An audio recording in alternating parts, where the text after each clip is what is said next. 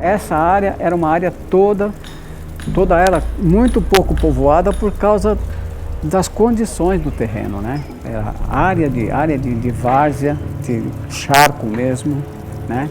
Pantanosa. Tinha muito descarte de lixo, entulho. Os moradores, nem todo mundo vinha para cá, só o pessoal que jogava futebol. As passagens que davam acesso aos campos foram preservadas, mas em torno dos campos ficaram todos cheios de lixo, entulho, animais, não tinham controle. Chegou uma situação assim que ficou assim insuportável o cheiro, né? Da gente ter que ficar o dia inteiro com a porta e janela fechada do mau cheiro que ficava.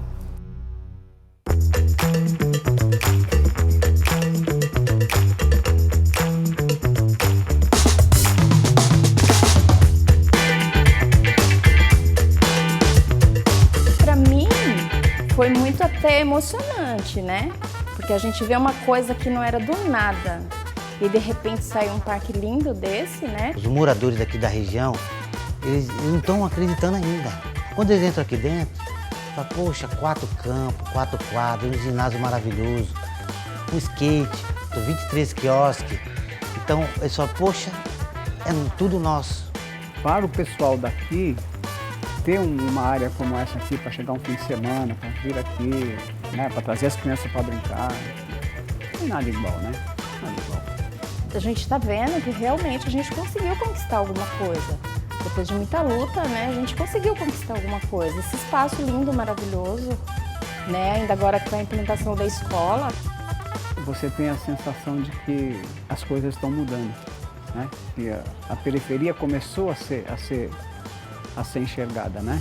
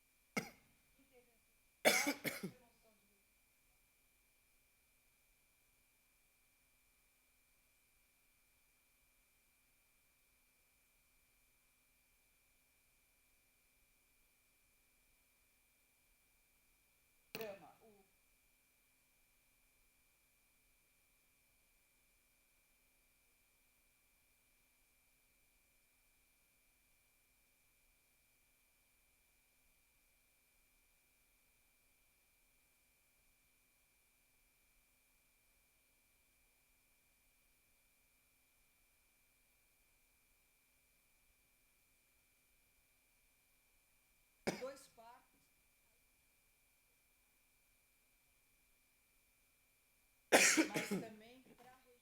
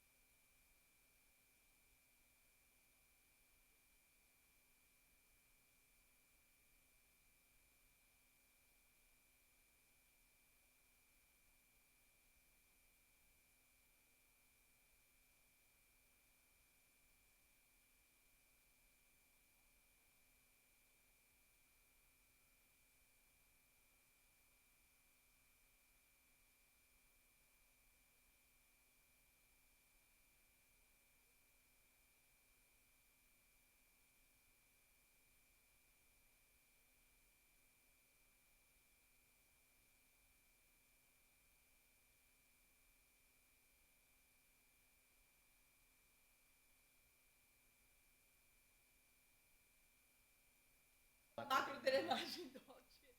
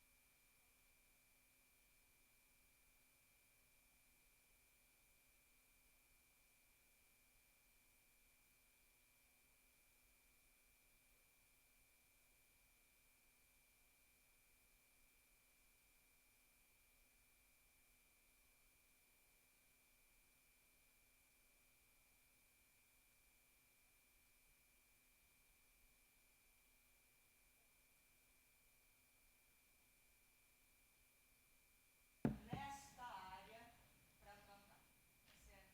Essa área foi feita por alguns motivos. Primeiro, porque a nascente do rio. Você não faz nada se você não trata dele desde a nascente. Tá certo? Como é que você vai ter se você vai começar a José.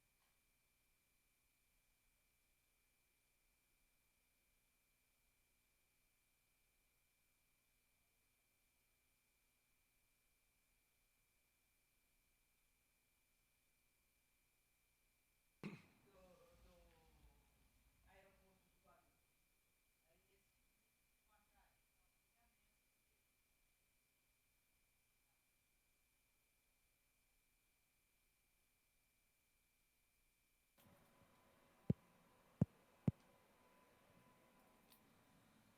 do Guarulhos. Aí decidiu contrair um alongamento, porque essa é a Via Vá Ciclovia. Tá? A Via Vá é uma via de serviço que liga os parques, que já estamos em 4. Eu não gosto, desculpa. Tá ruim de ouvir? Não, tá ok. Desculpa, porque eu falo muito com a mão, isso aqui daqui a pouco vou fazer junto com vocês, tá?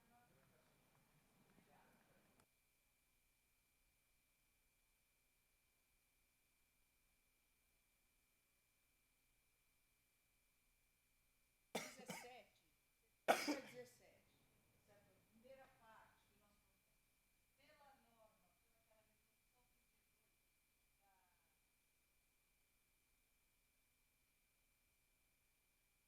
32 da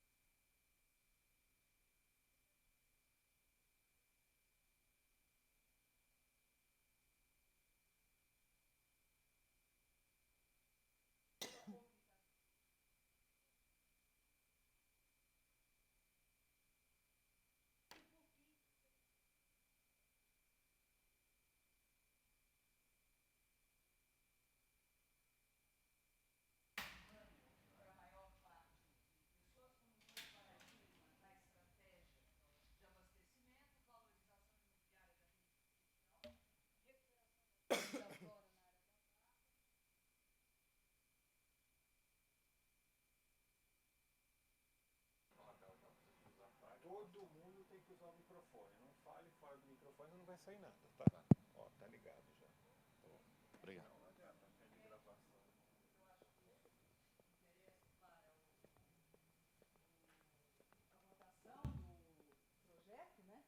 O prazo. Está sendo gravado, a gente precisa usar. Ah, desculpa. Bom, o prazo de desembolso é de 60 meses, ou seja, 5 anos, com o prazo de carência, que são também 60, prazo de amortização, 20 anos, prazo total 25 anos. A taxa de juros, 3,78 do saldo desembolsado, a taxa de juros é indexada pela LIBOR, trimestral ou semestral, mais o spread ao ano. A taxa de vigência é de 3,78 e a comissão de crédito é 0,50 sobre o saldo desembolsado. O financiamento ele é de 100 milhões de dólares nesta ideia de apresentação, tá certo? Aqui o desembolso por fontes.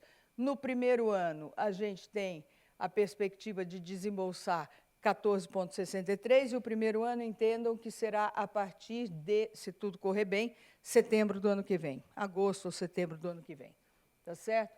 Aqui a gente tem 5 anos, com o último ano 12,5%. Muito obrigada. Muito obrigada, Marta. Peraí que a gente pega. Eu aviso antes, porque é assim. Deixa eu passar, então, a palavra para o Guilherme, assim a gente consegue dar espaço para a discussão em seguida, que a gente já está às 9h20 aqui, o tempo dos nossos parlamentares é escasso. Vocês ouvem aqui? Ouvem. Posso falar aqui, se não for problema? Bom, muito bom dia a todos. Agradeço novamente pelo convite da RAPES e pela oportunidade de compartilhar um pouco da minha visão e talvez ajudá-los mais do que compartilhar, ajudá-los a discutir isso com profundidade. Falando rapidamente, eu tenho uma formação em engenharia civil e hoje coordeno um escritório de projetos já há alguns anos, em 13 anos mais ou menos, desenvolvendo projetos do que a gente chama de manejo integrado de água, que é uma abordagem que lida com a água de uma maneira sistêmica e não isolada e linear, como a gente enxerga hoje, em que o saneamento é composto praticamente de coisas isoladas, né? O abastecimento de água não conversa com a questão do esgoto, não conversa com resíduos e não conversa com drenagem, quase como se fossem coisas absolutamente diferentes, quando, na verdade, elas são uma coisa só, especialmente esses 3 elementos da água, esgoto, abastecimento e drenagem. E, inclusive, hoje em dia, nem se usa tanto esse termo drenagem, porque drenagem é uma técnica de remoção de água da paisagem, então, uma nova maneira de se referenciar isso diz respeito ao uso do que a gente chama da nomenclatura de manejo sustentável de água de chuva ou mesmo drenagem sustentável, mas é uma abordagem bastante diferente do que é praticado hoje. Bom, dito isso, assim, eu fiquei feliz com o convite e também entendi nesse processo de avaliação desse projeto, do projeto de lei, em especial sendo o financiamento do BID, eu tive no BID mês passado, fazendo uma apresentação para um programa que eles chamam de Construções Sustentáveis e me convidaram justamente para falar do que a gente chama então de drenagem sustentável, apresentando para secretários municipais de algumas cidades que estão recebendo o aporte de recursos do BID um novo olhar para a drenagem. É um olhar que reconhece a necessidade de encarar esse serviço à luz de uma visão moderna que incorpora questões sobre mudanças climáticas, sobre conforto térmico na cidade, sobre a necessidade de abastecimento local e para reduzir a dependência de fontes externas, né? Hoje, São Paulo, através do fenômeno da urbanização, começa a depender de água de fontes cada vez mais distantes e as fontes locais vão sendo comprometidas e fica nesse sem fim de obras buscando fontes distantes que começam a ser comprometidos pelo mau uso, pelo uso e ocupação do solo que compromete os mananciais. Então, cabe aí dentro desse olhar um olhar interno, vamos dizer assim, um olhar para a bacia, para começar a trabalhar nessas ações que envolvem a restauração desse ambiente para que todo ele seja não só de usufruto de lazer e recreação, mas de infraestrutura da cidade. Né? Um outro nome que a gente pode dar para isso é o que a gente chama de infraestrutura verde. Né? E ele é um contraponto ao que a gente chama de infraestrutura cinza. Infraestrutura cinza, obras convencionais, à base de concreto, grandes obras, soluções de fim de tubo.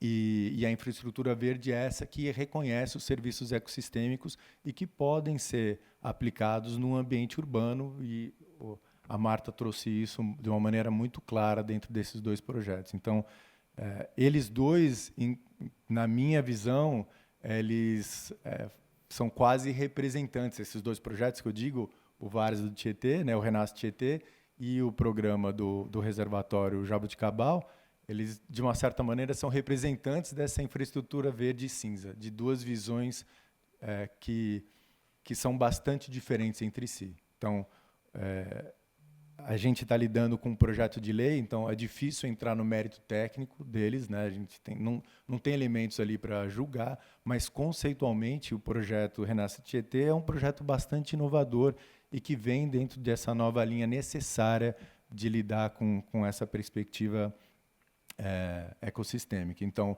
por exemplo, ela trabalha na origem dos problemas, né? Ela trouxe isso super bem, de que começa na nascente do rio.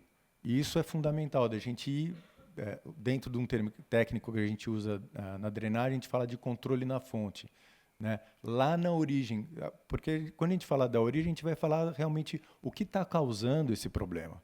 Porque a enchente é resultado de uma série de ações que ocorreram na paisagem e é um simples resultado.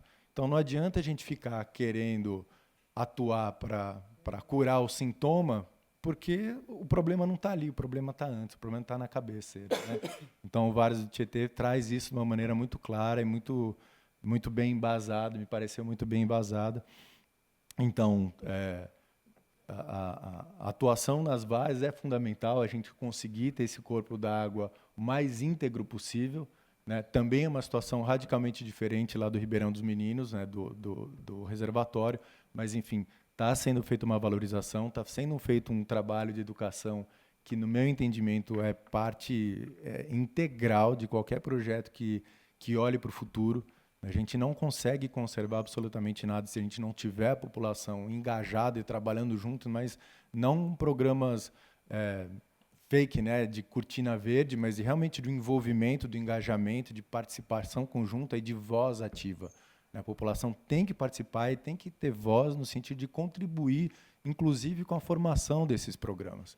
Né? De que não esse olhar de um técnico vir de fora e falar, eu sei o que é melhor para vocês e vocês vão fazer isso, não, mas como é que a comunidade pode se expressar e trazer isso em conjunto com os técnicos, e fico feliz de ver essa construção sendo feita. E a gente fica orgulhoso, né, Heitor?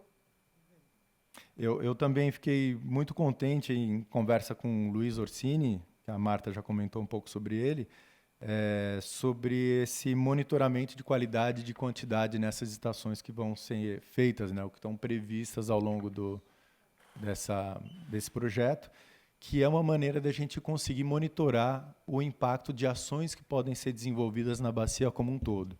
Então, quando a gente fala... Uma pergunta, essas estações são as estações descentralizadas de tratamento de esgoto, é isso? Não, são estações... Não entrei nisso, eu já vou falar.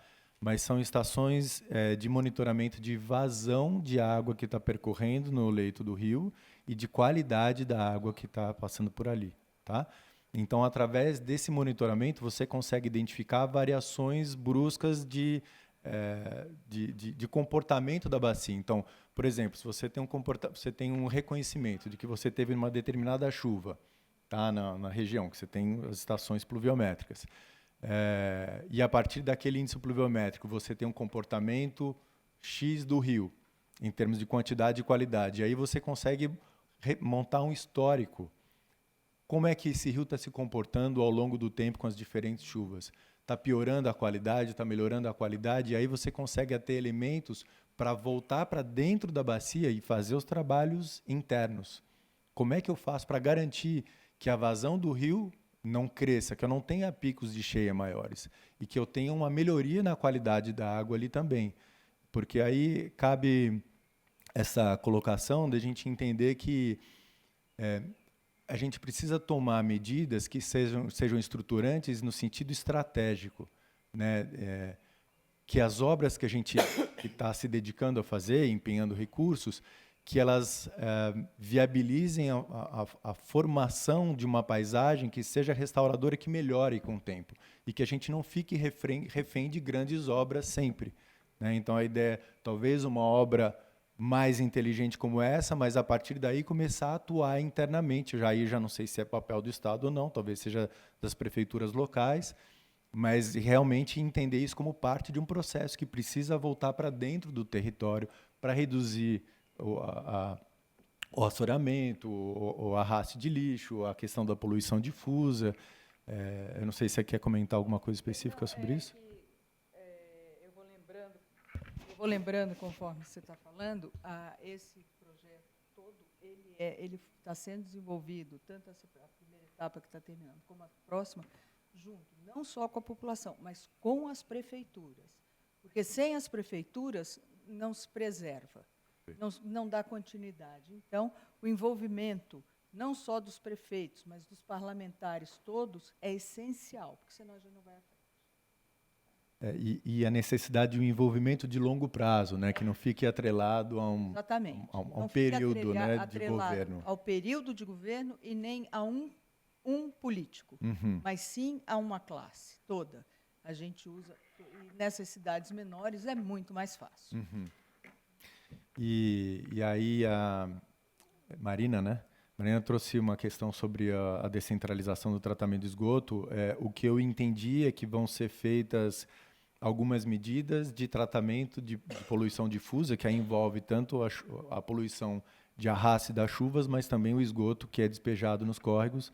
Então, eu estou entendendo, não vi uma descrição técnica de como isso vai ser feito, mas reconheço isso de uma maneira positiva, porque de volta está próximo da origem, né? Às vezes tem uma série de impedimentos técnicos que dificultam, que complicam, no sentido de você ter recurso para viabilizar a instalação de redes de tratamento de esgoto e condução até a estação, instalação de instalações de tratamento. Acho que isso, inclusive, é um tema de um laboratório que vai ter no dia 18. O pessoal da bancada ativista fez um convite, né, Pedro? Eu vou estar aqui de volta, dia 18, para discutir a proposta de um possível projeto de lei sobre saneamento ecológico. Então, a gente vai fazer uma contribuição sobre isso também. Então, não quero entrar nesse mérito agora, mas só para destacar que isso, de alguma maneira, está previsto. De novo, não sei como, mas aí, enfim, acho que pode ser colocado. Aí, só para encerrar esse aspecto do Parque das Várzeas do Tietê, ou do Renova Tietê, né? Renasce Tietê. Tem um documentário produzido por um cineasta chamado Caio Ferraz, que é o Volume Vivo. O Volume Vivo é uma websérie que foi produzida por ele, de 3 episódios, que foi produzido durante a época da crise de abastecimento, né, entre 2013 e 2015. E esse episódio 2 se chama Água de Dentro, que é uma discussão sobre a importância de São Paulo olhar para si e de reconhecer a necessidade de tomar ações internas para lidar com a água, de tal forma que a gente possa produzir o máximo possível da nossa água. Então, de envolver ações estratégicas integradas que propiciem a construção desse olhar integrado, né? E não ficar dependente sempre de coisas que vêm de fora, de soluções que são cada vez mais caras e complexas e de impacto bastante limitado também, né? Bom, e aí, só com relação, então, ao outro reservatório, outro projeto, que é o Reservatório Jabuticabal, ele está numa situação bastante diferente desse do Parque da Várzea do Tietê, porque está numa situação de impermeabilização muito grande. É uma área industrial, então a gente sabe que tem grandes galpões, não são pequenos lotes, e em função disso você tem uma dinâmica de ocorrência de chuvas, dessas ondas de cheia, que é bastante diferente e que tem um impacto bastante grande. Por outro lado, eu tenho algumas críticas com relação à proposta de grandes reservatórios de detenção, como são os piscinões. Esse reservatório, pelo que eu entendi, é um reservatório que a gente chama de offline, é um reservatório que fica à parte do rio, então, a partir de uma determinada vazão, do curso d'água, ele chega numa certa altura de lâmina e ele corre para dentro do piscinão. E aí, em conversa com os parceiros técnicos aí que têm muito mais experiência e vivência, inclusive, porque tem experiências que já participaram de projetos, de planos que envolveram esse tipo de ação, tem uma série de questionamentos sobre isso. Então, por exemplo, na teoria, a lógica do nível de água do rio chegar no determinado ponto e entrar no reservatório é funcional. Por outro lado, na prática, não é bem assim, porque as lâminas de água variam de acordo com as ondas. Então, não é que a vazão do rio numa cheia é regular, que ele vai crescendo lentamente e a água corre para dentro. Ele tem várias pequenas várias vazões de pico no meio do tempo, e às vezes o reservatório já encheu antes de vir uma vazão maior de cheia. Então, precisa de um refinamento maior para essa lógica. Eu não sei até que ponto isso está contemplado ou não. Outra questão é que esse reservatório não me parece ser um reservatório que lida com essa lógica de controlar na fonte, de ele estar no alto da cabeceira, que é a mesma lógica do Tietê, né? De trabalhar lá na origem. Eu não sei, me parece que tem outros reservatórios que estariam elencados em ordem de prioridade mais acima, de forma que esses reservatórios a montante, como a gente chama, mais próximo da origem, fariam abatimento dessas vazões de tal forma que quando chegasse lá no Jabuticabal ele já estaria regularizado, que é o termo técnico que a gente usa. Dentro da lógica do PDMAT também, eu sei que tem um processo de identificação de prioridades. Então, tem reservatórios que são aparentemente mais prioritários do que esse. Então, eu não sei qual é a justificativa que trouxe à luz essa identificação para a construção desse reservatório, sendo que o PDMAT elenca outros reservatórios num grau de prioridade muitíssimo maior do que esse. E também aí entendo que, em termos estratégicos, o impacto de um piscinão é rápido, é uma obra que é bastante custosa, ela traz um impacto grande na paisagem também, ela envolve desapropriação, ela envolve o impedimento da comunidade, da sociedade que está no entorno de um usufruto desse espaço, que ele vira simplesmente um reservatório de detenção. É uma coisa feia, é uma obra feia que não tem outras funções, né, que poderiam cumprir em termos de melhoria da qualidade da água, né? Ela é só um reservatório de abatimento da cheia, mas ela não melhora a qualidade da água no padrão, tá? Não estou dizendo que não é possível de ser feito, mas o projeto padrão não envolve melhoria da qualidade da água e não envolve outros benefícios dentro do que a lógica da infraestrutura verde pode oferecer. Então, eu entendo que há necessidade de fazer projetos de vulto maior, e acho que meu tempo já acabou, né? Tá. Então, eu entendo que haja necessidade de fazer projetos de vulto maior, mas entendo que também existe uma necessidade da gente olhar para o futuro e começar a olhar de novo para a bacia, para mudar esse paradigma, para que a gente não fique correndo atrás do rabo, enxugando gelo ou coisa do tipo, senão, de novo, a gente vai ficar refém sempre das grandes obras e nunca vai atacar o problema. Então, o problema qual é? Que está causando a enchente? É o escoamento superficial? Então, como é que a gente resolve o escoamento superficial? Como é que essa nova visão da engenharia e do urbanismo está lidando com isso? Né? Com o aumento da permeabilização, com a retenção de água na fonte, com a atuação no lote, a atuação nas vias. Então, tem uma série de experiências no mundo inteiro que tratam dessa dinâmica. Então, não é novidade alguma isso do que a gente está falando. Assim, para quem quiser pesquisar mais sobre isso, tem vários nomes. As cidades esponja é um termo técnico que está sendo muito usado para falar sobre isso. A própria infraestrutura verde, cidades sensíveis à água, desenho urbano sensível à água, são todas propostas urbanísticas que integram a água como elemento crítico e estratégico para o planejamento urbano, né? E que trazem outro valor além do abatimento das cheias, mas que conversam com as questões de mudanças climáticas e gestão ambiental e por aí vai. Então, acho que é isso. Obrigado. Obrigada, Guilherme. Então, eu vou aproveitar aqui então para já passar a palavra para os nossos parlamentares. Eu imagino que a gente pode ter questionamentos aí sobre a questão de financiamento, ou mesmo para a questão técnica dos próprios projetos. Então, fiquem à vontade para fazer as perguntas ou comentários, enfim, como acharem melhor. Pela ordem, senhora presidente. Eu queria agradecer a exposição dos dois. Eu acho que é super interessante a gente conhecer mais. Eu sou formada em administração pública, trabalho com sustentabilidade e gosto há muito tempo, mas é muita coisa nova. Se você não é técnico nessa área, se você não entende essas coisas, a própria questão do que a gente está falando é difusa. E na hora que a gente traz o projeto, a expectativa que tem na população e a expectativa que tem nos nossos colegas aqui da casa é, Renato, quando que a gente vai ver a água azul aqui na cidade? E o entendimento de todo mundo está nesse lugar, é isso, como que a gente vai... o projeto é para isso. E quando a gente começa a entender, a gente vê que é muito mais complexo, que também é um pouco óbvio, porque se fosse fácil, já teria sido feito, né? Acho que todo mundo quer isso. Mas eu acho que tem um pouco desse desencontro entre expectativa versus o projeto, versus o que é possível, versus o estágio que a gente ainda está no estado, que é bem mais anterior e bem mais complexo, né? Eu acho que isso é importante da gente ajudar a esclarecer, tanto na comunicação do projeto, quanto para os nossos colegas e para a população.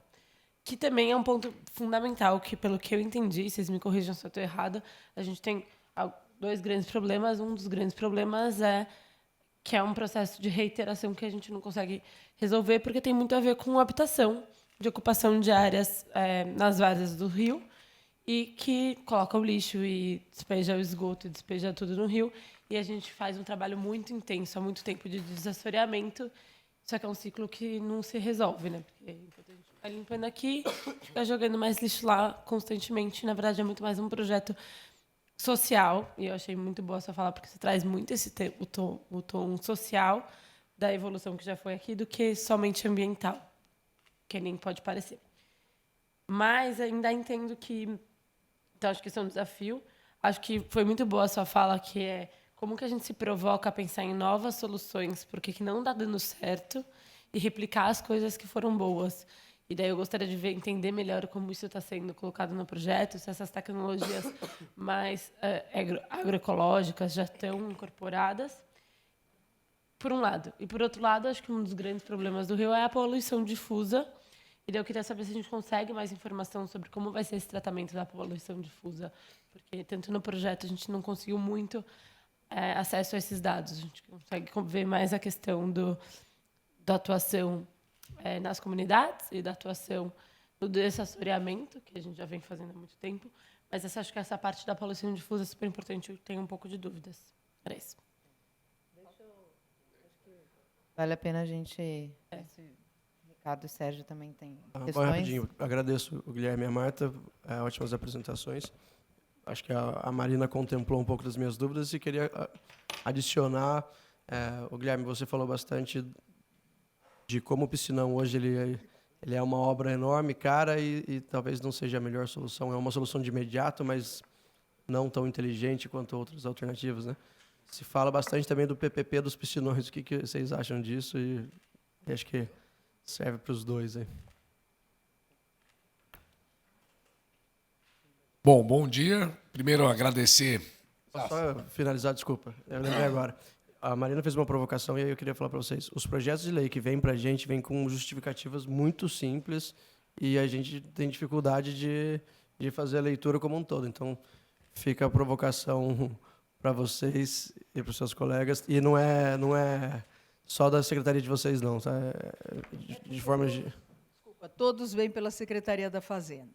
Tá, então, eu cobra com o Meirelles, por favor. Chama o Meirelles, então.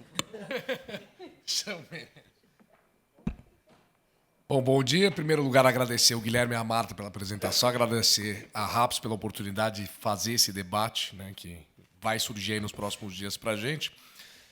Quanto à questão técnica do projeto, o secretário Penido já tinha vindo aqui, fez uma apresentação, nos mostrou, né, o que ele pretendia fazer. Eu entendo que é um projeto que ele atua muito mais no entorno do que propriamente no Rio. A gente já sabe, tem notícia, eu lembro desde pequeno ouvindo aquela história de, olha, projeto de despoluição do Tietê, em 2000 não sei quanto, o Tietê vai estar despoluído. Até sonhei um dia que eu pudesse nadar no Rio Tietê. Sei que isso é um sonho impossível. O próprio secretário mostrou, foram gastos bilhões de reais, o próprio secretário mostrou que muita coisa foi feita, a redução da mancha. Nós tínhamos um problema de saneamento muito grande aqui, principalmente pela cidade de Guarulhos, que tratava 3% do esgoto. 2,5%, menos ainda. E parece que foi solucionado, eles fizeram uma concessão lá, isso aí provavelmente no futuro será acertado. Então, tecnicamente, o projeto, até para conseguir um financiamento do BID, eu entendo que ele tem que ser muito bom, não é qualquer projeto que passa. Então, eu tenho poucas questões nesse sentido, até porque não sou especialista no assunto. A minha grande preocupação, acho que talvez seja muito mais uma questão a ser levada para a Secretaria da Fazenda do que para vocês que estão mais envolvidos na parte técnica do projeto, que é o caminho do endividamento.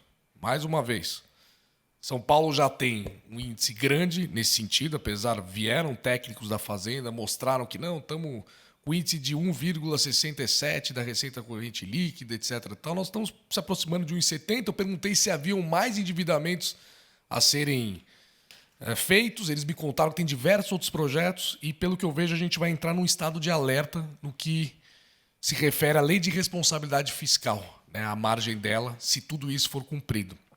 Ao mesmo tempo, se discute muito, não temos dinheiro, não há outra maneira de fazer esse projeto se não for através da dívida. Só que vem, praticamente no mesmo momento, um outro projeto, que talvez vocês não estejam muito a par, que é o Incentivo Alto, que é justamente usar um fundo de apoio ao contribuinte, que tem recursos ali para financiar a indústria automobilística, com todos os males e atrasos e decadência que essa indústria hoje se encontra, por decisão do próprio mercado, que não tem mais comprado carros. Então, eu vejo um contrassenso absurdo aqui nesse sentido. Então, não há outro caminho que não seja o da dívida. Precisa pedir mais uma dívida, endividar ainda mais o Estado, complicar a nossa situação fiscal. E hoje São Paulo é um dos poucos estados que ainda se encontra numa situação fiscal razoável. Entendeu? Então, nada contra o projeto, sou super a favor, sonho com o Rio Tietê despoluído, entendo que vocês estão fazendo o melhor trabalho técnico. Agora, o caminho do endividamento me incomoda muito, porque ele persiste, persiste, persiste, quando a gente vê que existem outras alternativas. É mais isso. Obrigado. No resto, muito obrigado aí pela apresentação e parabéns. Perfeito. Acho que a gente tem que chamar o Meirelles aqui também. Concordo. Mas hoje, hoje à tarde eu vou estar com ele e vou levantar essas questões para ele. Tem uma reunião lá, então vou colocar isso. Mas é mais nesse sentido mesmo. Como é que vocês querem se dividir aqui nas respostas? Porque a gente tem respostas diferentes, com diferentes abordagens, tem questão de financiamento, tem duas questões mais técnicas também da Marina. Quer começar, Marta? Olha, eu acho... Microfone, Marta. Não gosta do microfone, gente. É que eu falo muito alto, então eu fico meio assim. Bom, as questões da poluição difusa, elas podem ser explicadas, sim, e aí, se vocês quiserem, a gente tem uma apresentação de como funciona, mas eu acho que, neste momento, ainda a gente pode aguardar, porque nós estamos desenvolvendo todo o trabalho dessa estação de tratamento, tá? Nós estamos desenvolvendo junto com a Prefeitura de Guarulhos.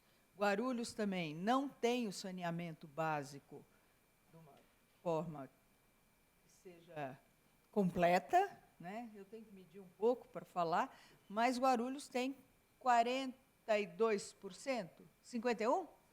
60% de tratamento de esgoto, saneamento.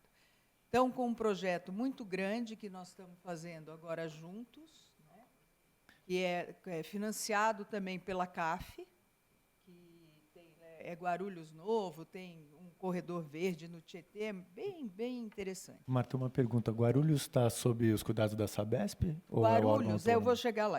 Mogi, né? Então, Mogi é onde a gente escolheu para fazer o tratamento de poluição difusa, junto com a Secretaria de Infraestrutura é única, tem Sabesp, CETESB, DAE, EMAI, né, as empresas. Então, neste trabalho de poluição, nós estamos juntos com a Sabesp. A Sabesp tem um emissário que coleta esgoto de Guarulhos e leva para tratamento em Suzano. Então, a ideia é que a gente faça isso em conjunto. Então, por isso, a gente está desenvolvendo todo esse trabalho e me coloco à disposição de vir novamente aqui um pouco mais para frente, quando a gente tiver essa parte pronta. Tá? Quanto a Guarulhos, Guarulhos tem hoje, é a maior cidade, né, que a gente tem fora a capital, mas só tem 2,5% de tratamento de esgoto. A Sabesp, por conta de uma negociação, de uma dívida que a SEMAI de Guarulhos, SAI, né, da SAI, tinha com o Estado, porque comprava água e não cumpria com o pagamento. A Sabesp agora está tomando conta do saneamento, da água e saneamento de Guarulhos. Mas eu não tenho total conhecimento do que acontece, mas eu acredito que é só na parte de águas, neste momento, e não na de saneamento, de esgoto, basicamente. Acho que poderia vir alguém da Sabesp esclarecer melhor. Hoje à tarde eu vou estar lá, pergunto, daí a gente troca informações. Você me fala do Meirelles, eu falo da Sabesp. Isso. Você vai estar com quem na Sabesp? Com o Benedito, com o Benedito Braga. Então, ele pode te explicar isso com toda a propriedade. Ele é um... Cobra ele que ele cancelou comigo ontem. Marta, não sei se você está por dentro. Lembra, alguns anos atrás, foi feita uma concessão, uma PPP para o tratamento de esgoto em Guarulhos. Se eu não me engano... Foi um TAC com a OAS, né? Era um dinheiro do TAC, tá certo? Foi no governo federal, com o governo municipal. Isso não foi à frente. Eles tinham construção de 7 estações de tratamento. Eu estou olhando para o Heitor porque ele lembra tanto quanto eu. Eram 7 estações de tratamento. Uma, em especial, tratava 70% do esgoto da cidade, que é uma que é muito próxima ao Tietê, não é isso? Mas não foi para frente. Disso surgiu um TAC com o Ministério Público, que eu lembre ia até 2020, 30 anos para eles fazerem isso. 30 anos para você deixar uma cidade saneada, eu acho que é muito tempo. Isso é uma opinião muito própria, tá certo? Não sou... Vocês devem entender muito mais do que eu, porque eu não entendo de política. Mas eu acho que é muito tempo, porque é muito ruim você ter isso. Você mexe com a saúde, você mexe com as pessoas, você mexe com uma série de outras ações que não vão à frente sem o saneamento. Agora, o saneamento não aparece. Esse é um outro problema, né? Então, Jaboticabal, eu não posso discutir, porque não tenho conhecimento suficiente para isso. É de uma outra área do DAE, da área de engenharia, mas, sem dúvida, se vocês convidarem, o próprio superintendente e o diretor da área podem vir aqui com toda a ponto, eu perguntei aqui que era Jaboticabal, uma região entre São Paulo e São Bernardo, né? É o seguinte, Jaboticabal é um rio, né? Um rio que está entre São Caetano, São Bernardo e Santo André, tá certo? E aí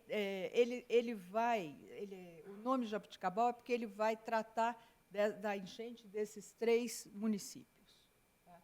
Mas se vocês quiserem, eu levo o convite, e acho que o próprio Alceu Segamarque, que é o superintendente do DAE, pode vir aqui, e ele, sim, também pode falar sobre PPPs, que é o...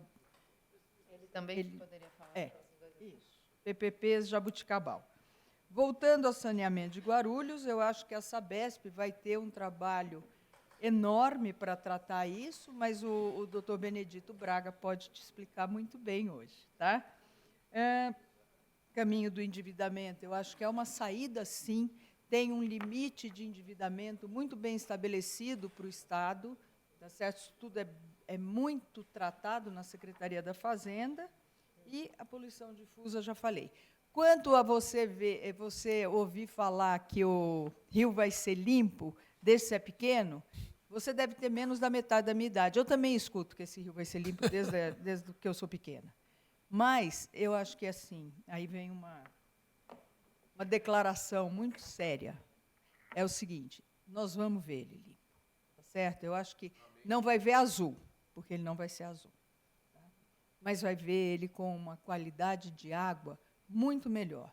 E acho que vocês vão ver. E se depender do trabalho que a gente está desenvolvendo, e que eu agradeço ao Guilherme falar que ele é inovador, porque, para mim, isso é gratificante escutar, acho que para mim, para a minha equipe, né? Você vai conseguir vê-lo, pelo menos, para tomar banho, para pescar. Vai lá para nadar? Para pescar. Pescar. Pescar no mar. Lá no projeto. Ué, Lá em cima. Aqui. não, Lá em eu cima acho que aqui, em Mogi você consegue pescar. Mogi, Suzano. Não, mas Se e São eu Paulo? Um dia a gente São vai Paulo. conseguir? Eu acho que sim. Eu acho que sim. Se for sério e se você trabalhar com a população, com a comunidade, porque isso é o inovador do nosso trabalho. É você engajar essa comunidade, tá certo? Então, na primeira etapa, a gente fez um trabalho muito grande com as escolas do entorno, tá certo? Então, hoje, se você conversar com essa moçada de 16, 17 anos que participou, nós fizemos um concurso, o prêmio era ir conhecer a nascente do Tietê. Nós tivemos 9 escolas participando, com o segundo grau, né, que chama agora, mas você já começa a conversar, as pessoas mudando a ideia, mudando a cabeça dos pais. Tem uma declaração especial de uma menina que veio conversar comigo, que ela virou para mim e falou assim, foi difícil, viu? Porque meu pai olhava para mim e falava assim, mas eu jogo esse lixo no rio há 40 anos, você quer que eu mude agora? Ela falou, quero. Sabe o que ela fez? Encheu a casa de post-it nas saídas. Está saindo com lixo? Volta. O lixo não é para ir para o rio. Ela fez isso.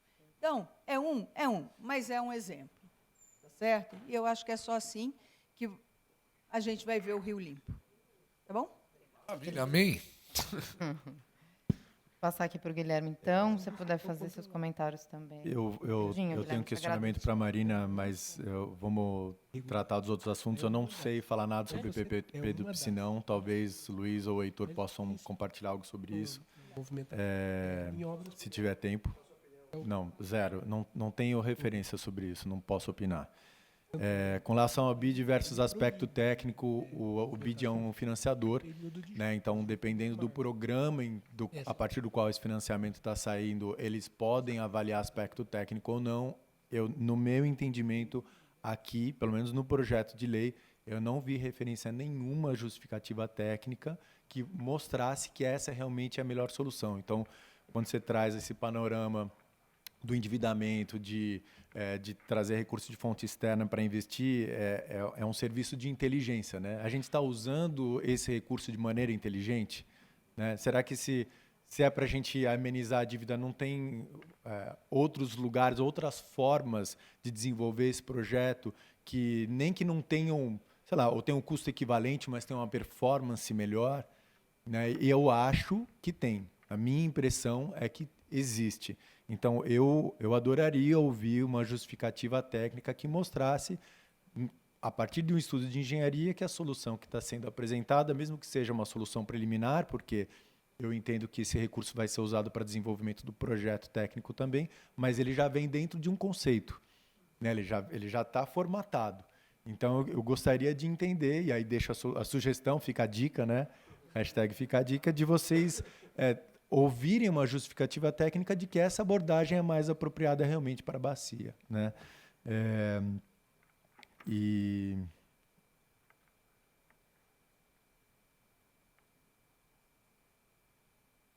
A Marina tinha comentado alguma coisa, só que eu anotei rápido, acabou passando, eu não consegui pegar o fio da meada, que você fez algum questionamento sobre a tecnologia, ser verde ou cinza, eu não entendi exatamente o que estava por trás, assim, o que você queria trazer como Não, eu fiz um elogio e queria entender quanto dessa visão já está incorporada nos novos projetos. Ah, sim.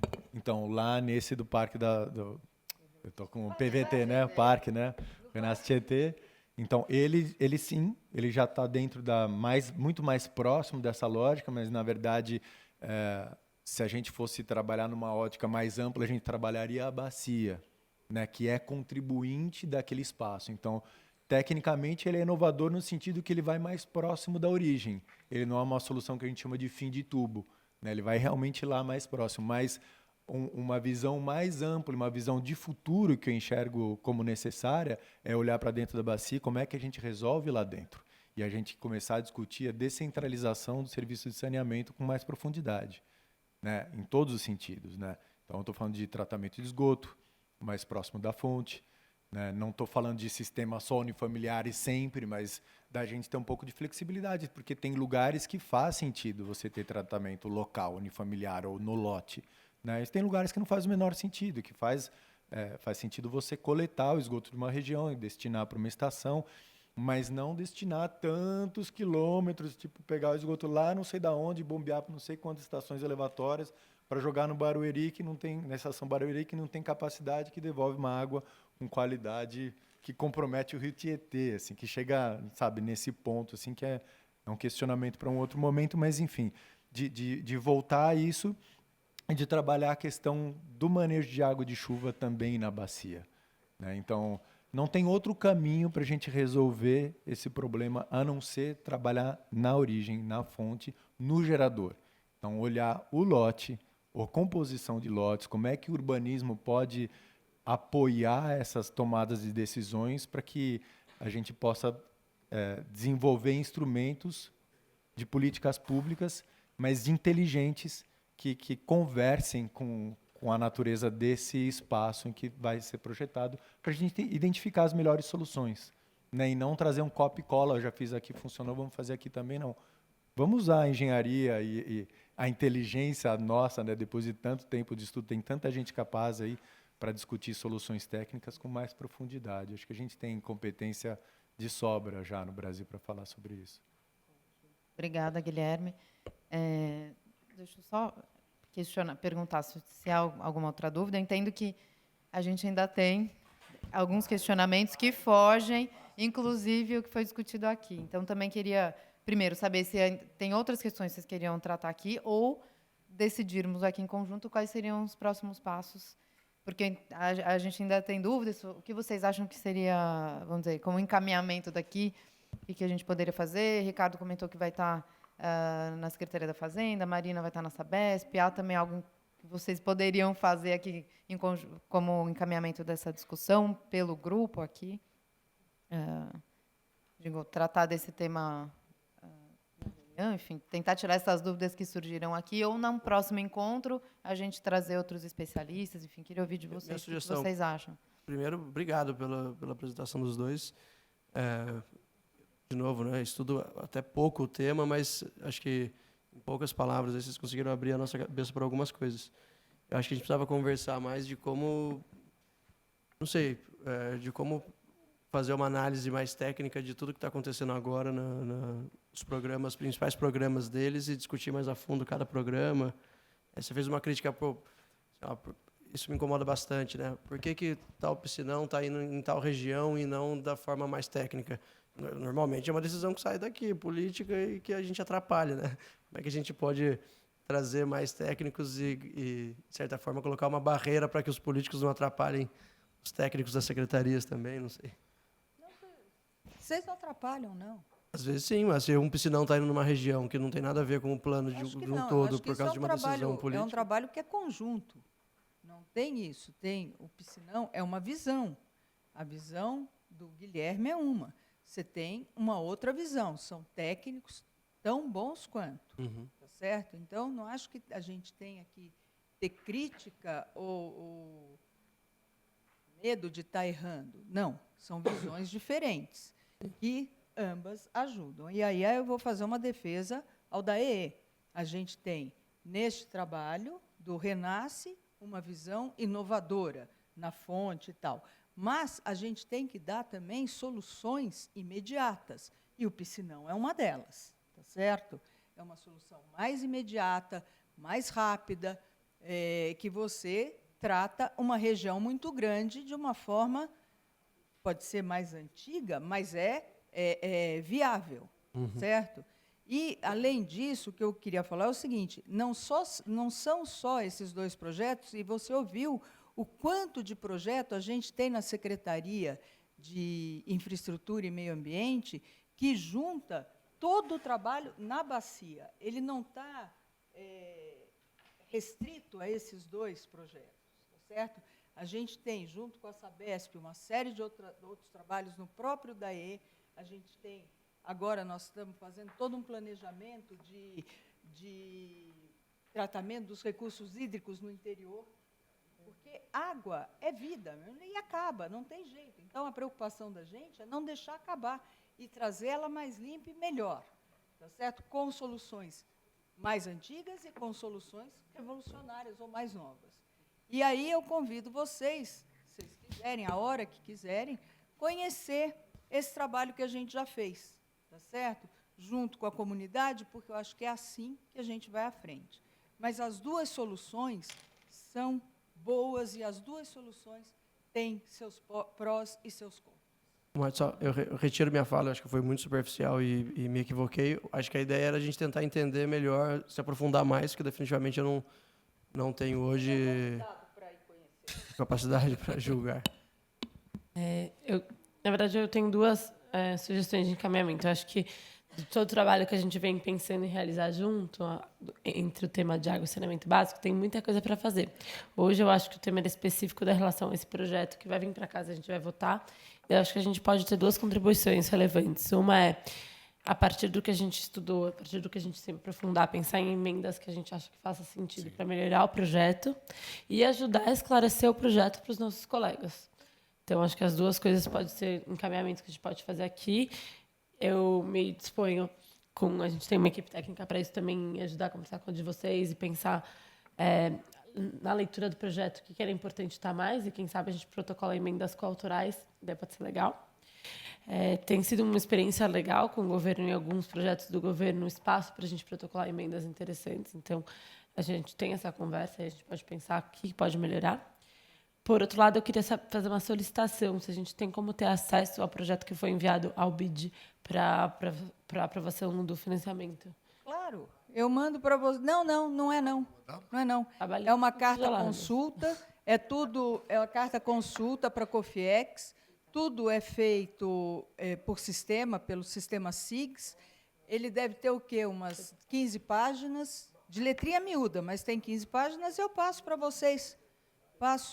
Eu posso passar para a Cássia? Pode, por favor, tá certo? é Eu ótimo. passo para o Carlos, eu posso até olhar, porque eu tenho aqui a carta consulta.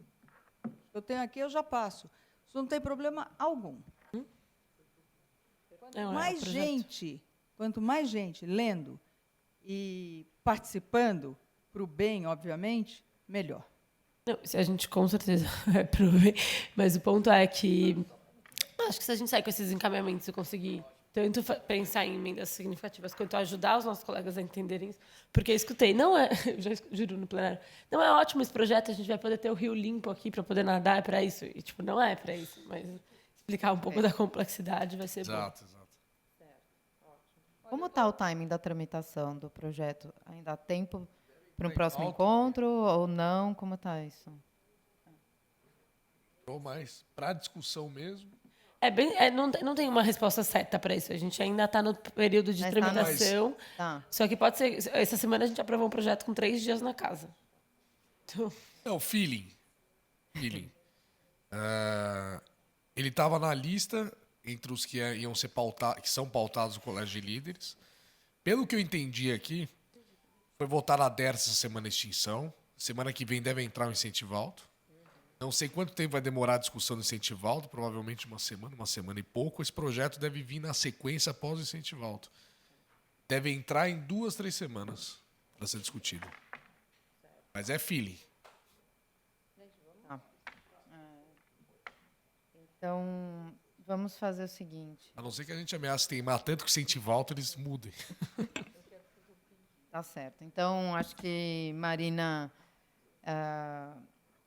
vocês conversam aí, acho que a questão da proposta de emendas coautorais é super interessante, como você acabou de falar.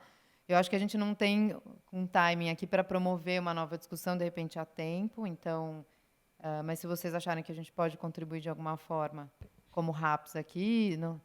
Eu acho que a gente foi já muito bom hoje. Tá. Qualquer dúvida, se a gente tiver... Perfeito. Talvez, se a gente entender que faça sentido escrever emendas, a gente pode mandar para os especialistas para ter um feedback, a gente pode ir conversando. Okay. Mas acho que para esse projeto está Aliás, fazer um elogio. Muito boa reunião mesmo. Agradecer, super pragmática, vai nos ajudar muito no mandato. Muito boa atuação. A linha. Obrigada. E, Marina, eu sei que a gente já está assim, ó, no tempo, mas a gente... vocês haviam pedido um espaço para poder falar um pouquinho da frente parlamentar. Eu não sei como estão os trabalhos aí de estruturação da frente. Não sei se você quer compartilhar. Como está essa conversa aí com os demais membros? Acho que há aqui nós, enquanto RAPS, estamos oferecendo aqui um espaço para diálogo, sabendo que todos os nossos líderes da RAPS fazem parte da frente. Mas, enfim, aqui é um momento em que a gente proporciona um espaço para vocês trabalharem em conjunto, e a gente tem, né, o compromisso de dar esse espaço para que vocês atuem em conjunto, mas tendo as 5 lideranças aqui também. Eu acho que sim. A gente tem tá com a frente. Estou na presidência da Frente Parlamentar, né? A gente tem um trabalho em conjunto com esse grupo, mas tem muita coisa acontecendo nesse tema, então a gente queria compartilhar as propostas, mas talvez em respeito às outras pessoas que estão aqui e ao horário, a gente possa marcar uma reunião com as assessorias de cada um dos deputados e mostrar um pouco o que a gente planejou, o que a gente está pensando, mas de qualquer jeito a gente já queria propor um save the date para o dia 19 de setembro. Que horas? Eu queria perguntar. Às 10 horas, dia 19 de setembro, às 10 horas, que a gente vai fazer uma reunião ampliada com a sociedade civil sobre a construção da frente, que é uma preparação para o lançamento. Tá. O Carlos vai procurar, acho que todas as assessorias dos deputados para a gente fazer uma reunião de mostrar melhor o plano. No dia 19, então, de setembro, o lançamento, é isso? Não, essa reunião preparatória. Preparatória, ufa. Tá bom. E daí, os meninos já têm, né? E daí, eu acho que a gente, para não precisar respeitar as pessoas que estão e o horário, a gente marca essa reunião com todo mundo e conversa melhor. Tá, perfeito. Tá bom, Carlos. Você precisa de ajuda para, enfim, articular as demais lideranças rápidas, a gente está à disposição. E tá certo. Daí, a gente definindo a data, estamos à disposição também para apoiar. Tá bom? Gente, então eu agradeço muito, Marta, pela presença, agradeço muito, Guilherme. Tá?